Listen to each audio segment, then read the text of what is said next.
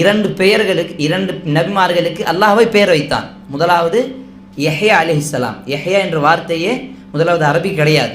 அது அரபியில் எடுத்தாலும் சில முஃபஸ்ஸின்கள் எடுக்கிறார்கள். அப்போ அதுக்கு என்ன அர்த்தம் என்று தெரியுமா? ஹயா யஹ்யா, உயிரோடன் இருக்கக்கூடியவன்.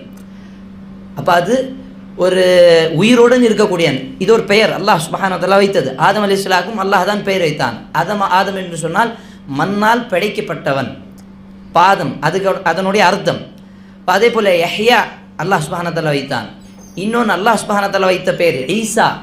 இப்போ இது எல்லாமே இப்ரானி ஹிப்ருவுடைய பெயர்கள் இது எல்லாமே. அப்போ அல்லாஹ் சுப்ஹானஹு வ தஆலா இது எல்லாமே அரபி மொழியில் இல்லாமல் இருக்கக்கூடிய வார்த்தையை அப்படியே டிரான்ஸ்லேட் பண்ணாமல் அப்படியே எடுத்து தான் அல்லாஹ் வசனத்தை இறக்குகின்றான். இப்ராஹீம வ இஸ்மாயில வ இஸ்ஹாக வ யாக்கூப வ அஸ்பாத்த வ யூனுஸ வ மூசா வ ஹாரூன். இது எல்லாமே அரபி மொழி கிடையாது, அரபி பெயரே கிடையாது.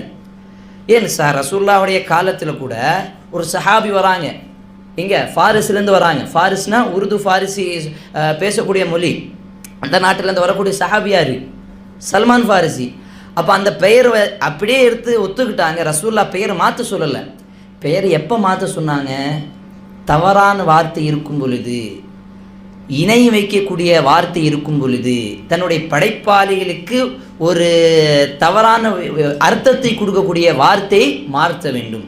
அப்பொழுதுதான் நாம் ஒரு பெயரை மாற்ற வேண்டுமே தவிர, ஒரு மனிதன் முஸ்லிமாக மாறிவிட்டால் அந்த நேரத்தில் பெயர் மாற்ற வேண்டும் என்று கட்டாய கடமை கிடையாது. முதல் விஷயத்தை நாம் புரிந்து கொள்ள வேண்டும். அப்போ அல்லாஹ்வுடைய தூதர் எப்போது பெயர் மாற்றினாங்க? ஒரு சஹாபியுடைய பெயர் நபித்தோருடைய பெயர் என்ன? ஜானின் பேர் இருந்தது, விபச்சாரி. அல்லாஹ்வுடைய தூதர் மாற்றினாங்க, ஜமீலான் பேர் வச்சாங்க. இன்னொரு சஹாபிக்கு ஹுஸ்ன் அப்படின்னு பேர் இருந்தது. ஹுஸ்ன் என்னது? துக்கம், கவலை, கஷ்டம். இப்போ அல்லாஹ்வுடைய தூதர் பெயர் மாற்றத்துக்கு காரணம் என்ன தெரியுமா சொன்னாங்க? அந்த பெயருடைய அர்த்தம் அவர்களுடைய வாழ்க்கையில் நிகழும். இது ரசூலுல்லாஹ் சொல்லக்கூடிய வார்த்தை, ஹதீஸ். ஒரு மிகப்பெரிய ஒரு தாபிஈன், சையது தாபிஈன் என்று சொல்வார்கள். 94 ஹிஜ்ரில மரணித்த ஒரு சஹாபி சயீத் பின் முஸையிப். அவருடைய தாத்தா தான் ஹுஸ்ன். Saeed bin முஸையிப்னு ஹுஸ்ன். அவர் தான் சொல்லுகிறார், ரசூலுல்லாஹ் சொன்ன அந்த வார்த்தையை பெயர் அவர் மாற்றவில்லை, அந்த ஹுஸ்ன் என்ற பெயரை மாற்றவில்லை. அதற்கு பிறகுதான் எங்களுக்கு அதிகமாக கவலையும் கஷ்டம் வந்தது. அப்போ அழகான பெயர் வைத்தால் கண்டிப்பாக அதனுடைய அர்த்தம் அழகான ஒரு அர்த்தமாக இருந்தால் நம்மளுடைய வாழ்க்கையில் அது நிகழும். ஒரு சஹாபியை ரசூலுல்லாஹ் பார்த்து சொல்கிறாங்க, அவரோட பெயர் சஹல், இலகுவானது, லேசானது.